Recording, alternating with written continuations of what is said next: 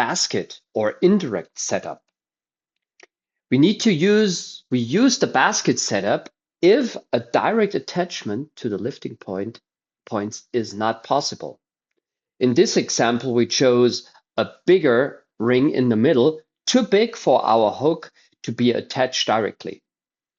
In this case, we need to help ourselves, and we do that by integrating a second lifting accessory, which can be, like in this case, a double chain or a sling or anything else. Ideally, it should have the same capacity as the hook itself, so also the 2.5 tons.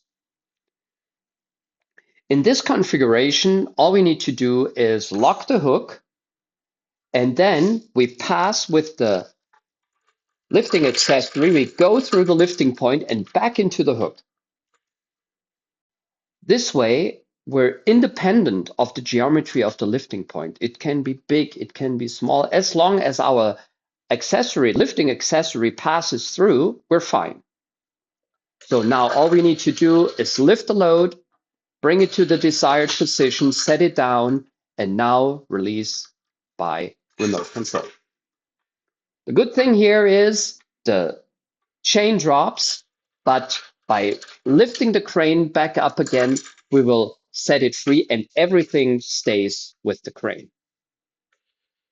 This setup can be interesting not only for the geometry aspect, but also for maximizing the lifting capacity. Because what also happens is that we double the capacity.